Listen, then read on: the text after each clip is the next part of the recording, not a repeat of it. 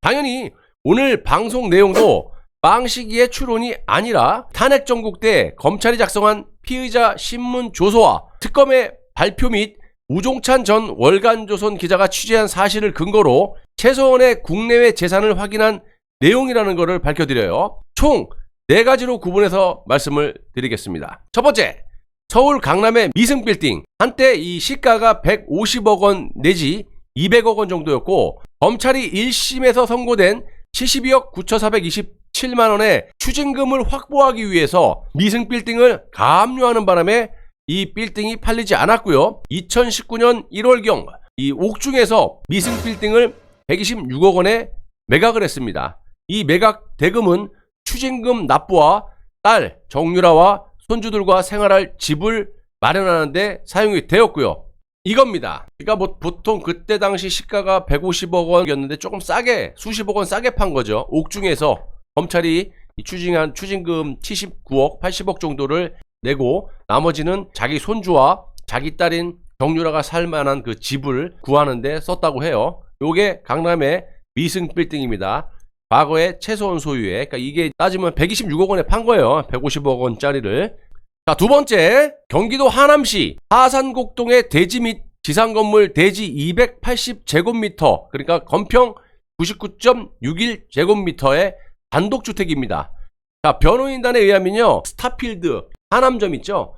거기 이제 가시다 보면 그 꼬부라지 내리막길 이렇게 시청 가는 길 내리막길에 모퉁이에 있는 대지하고 건물이거든요. 아무튼 이 하남시 이 하산곡동의 대지 및 지상 건물, 여기 이제 단독 주택인데 이 변호인단에 의하면 최서원은 이 단독 주택을 판 돈에 자신의 예금을 보태서 약 40억 원을 은행 대여금고에 넣어두고 사용해 왔다라고 합니다. 대여금고 속에 보관되어 있던 돈은 최서원이 구속된 후 최서원의 개인 변호사 맹땡땡 씨하고 최서원의 조카 장시호 씨가 관리한 것으로 검찰 조사에서 확인이 되었고요.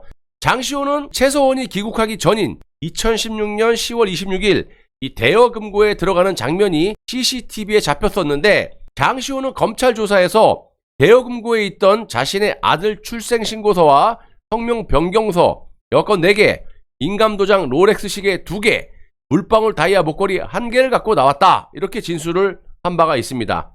최서원은 은행 대여금고와 별도로 여러분 이거 기억나실 거예요. 빨간색 개인 금고를 갖고 있었는데 이 금고의 존재를 특검에 알린 사람도 또 장시호였어요. 이 장시호 이 여자를 나중에 특검을 통해서 탈탈 털어봐야 돼요. 지 혼자 살겠다라고 거짓 증언에 거짓 증거품을 갖고 와서 우리 이모가 썼다라고 하고 자빠졌고 안민석하고 또 유착이 돼갖고 무슨 대포폰이 6개 있었는데 하나를 박 대통령이 줬다느니 그 안민석 지 생각을 얘기한 거죠. 썼다라는 게 아니라 썼을 것으로 생각한다. 이렇게 국회에서 이렇게 지 생각으로 이렇게 거짓을 하면 됩니까? 안민석 이놈이? 아무튼 이것도 장시호가 특검에 협조했던 것으로 추정이 되고 마치 최서원 씨가 엄청난 비자금을 요 빨간색 개인 금고에 숨겨놓은 것처럼 보이게 하기 위해서 아니겠습니까? 실제로 장시호의 이런 진술은 특검 대변인 이규철의 브리핑을 통해서 언론에 공개가 됩니다. 아니 보셨죠? 이게 특검 수사 4팀 그 사람들이 이제 한동훈과 윤석열이 조작을 하고 그걸 갖다가 거짓 브리핑을 이 사람이 한 거지. 뭐 태블릿도 맨날 들고 나와가지고 이런 식으로 막 딱딱 거짓 브리핑. 그리고 이 종편에 기어나온 많은 그 시사평론가들은 아무런 팩트 체크도 하지 않고 특검 브리핑을 근거로 아직 찾지 못한 빨간 금고 안에 최서원 소유의 수많은 재산 목록과 비밀 서류 등이 들어있었다 라고 이렇게 거짓 논평질을 했던 것도 사실이에요. 제가 여러 차례 말씀드렸다시피 이 종편 패널로 기어나온 인간들을 보시면요 거의 뭐 변호사들이 많아요. 뭐 언론인들도 있고 이것들의 특징을 보면 법조 관련 논평보다는 시사, 문화, 스포츠, 하다못해 그 코로나 때 뭐 의료, 백신, 정치 등 완전 이것들은 올라운드 플레이어처럼 어용질을 하고 있다는 겁니다. 그렇다 보니까 종편에 기어나온 인간들이 논평들을 들어보면 어느 정권이든 간에 어용질을 해가지고 비례대표로 국회의원 자리를 꿰차거나 또 다른 한 자리씩 헤쳐드시는 것을 많이 보셨을 거예요. 자, 이렇게 국회 배지를 단 인간들이 하도 많아서 내가 일일이 나열할 수는 없지만요. 이런 인간들이 국회에 들어가서 하는 짓거리들 보면요. 100% 앞제비가 돼갖고 총알바지 노릇을 하고 자빠졌다는 거예요. 방송사들도 이 패널들을 섭외할 때 반드시 직업에 대한 커리어를 바탕으로 논평질을 할 수 있게 해야 된다고 저는 강력하게 주장합니다. 고쳐야 할 것이 한두 가지가 아니라고 봐요, 대한민국은. 다시 돌아가서 저런 식으로 최소원에게 은닉 재산이 있는 것처럼 프레임을 딱 씌웠지만 사실과는 전혀 다르다라는 말씀을 드릴 수가 있습니다. 당시 서울중앙지검 용성진 검사실의 고동주 수사관이 서울 송파의 물류창고에서 최소원의 빨간색 금고를 압수수색한 날이 2016년 11월 7일이었고 이는 특검 수사가 시작되기도 전이라는 거예요. 그리고 고동주 수사관이 압수수색을 통해서 밝혀낸 것이 있느냐? 실제로 빨간 금고 속에는 별다른 증거들이 없었어요. 아무것도 없어. 그러니까 아까 그 논평질하는 거 보세요. 프레임을 하나 딱 씌워놓으면 그게 팩트 체크도 안 하고 그냥 사실이냐 그냥 어용질하는 거야. 그래서 내가 그런 패널들을 싫어하는 겁니다. 검찰은 빨간 금고의 실체를 이미 알고 있었지만 공개하지 않았고요. 검찰의 특기인 장시호 진술의 근거했다라는 특검의 허위 브리핑으로 인해서 가짜 뉴스만 양산하는 꼴이 돼버렸다라는 겁니다. 누가 보상할 건데 이거? 이 새끼 아무튼 입만 벌리면 거짓말이 자동으로 나와. 세 번째, 강원도 평창군 용평면 이목정리 소재의 전답도, 지목은 전답으로 총 면적이 18,713제곱미터로 약 한 5,670평 정도인데 이곳이 바로 박근혜 대통령이 퇴임 이후에 거처할 아방궁 터라고 언론에서 그렇게 보도한 그 땅이에요. 그런데 이 땅을 자세히 보시면 무슨 완전 나대지야 나대지. 이 땅은 진입로도 아예 없고 근처까지 갈 수 있는 샛길이 있긴 했는데 싹 다 막혀 있다라는 거예요. 핸드폰은 아예 터지지도 않는 말 그대로 산골 오지를 박근혜 대통령께서 퇴임 후에 거처할 아방궁의 터다라고 나불나불 대면서 이 또한 국민들에게 안 좋은 이미지를 씌우기 위한 언론사들, 이 패널들의 프레임이었다는 겁니다. 자, 이 땅은 2016년 1월 기준으로 이 일대 개별 공시가가 제곱미터당 최고가 34,500원이었고 공시지가로 계산하면 이 전답의 가치는 6억 4,560만원으로 추정이 됩니다. 마지막 네 번째, 강원도 평창군 용평면 도사리 일대 임야 및 목장 용지, 이것도 총면적이 17만 9,834제곱미터, 즉 54,491평이며 개별 공시가를 기준으로 평가하면 한 5억 1,673만원이며 최소원은 이 목장을 담보로 은행에 제공해서 6억 원을 대출받았다고 해요. 그래도 아무래도 공시지가가 실거래 가격하고는 틀리다 보니까 이 점은 각자 여러분들이 판단에 맡기겠습니다. 그 외에 최소원이 구입한 것으로 보도된 독일의 비덱하우스라는 호텔 있죠? 이게 무슨 호텔이야, 모텔이지. 10개 정도의 원룸을 갖춘 일종의 모텔이에요. 이 안민석이가 얼마나 나불나불 됐던 거야. 최소원의 재산이 건물이 뭐 300개, 400개고 페이퍼 컴퍼니가 뭐 몇백 개고 은닉 재산이 3조에서 뭐 300조까지 된다. 박정희 대통령까지 들먹이면서 미국의 뭐 프레지어 보고서를 인용했다. 그러니까 법망만 살짝살짝 하면서 국민들의 눈가기를 가리고 속였던 거예요. 이게 어떻게 봐서 호텔입니까? 호텔로 써있지만 이게 모텔 수준이에요. 이게 얼마짜리야 도대체? 이게 300조짜리냐? 이게? 아무튼 이게 비덱타우루스라는 그 독일의 최소원 소유의 그 모텔입니다. 모텔이 위치한 이 독일 슈미텐 지역은요, 한국으로 비교하면 아까 그 건물의 그 지역이 강원도처럼 좀 조용한 시골 마을이라고 검찰 조서에 기록이 되어 있어요. 이 모텔은 코어 스포츠라는 거 들어보셨죠? 코어 스포츠라는 회사가 매입을 하게 되고, 코어 스포츠는 최소원이 독일에 장기 체류하기 위해서 인수한 승마 운영회사이고요. 본래 이름은 마인제 959였다라는 거 참고하시기 바랍니다.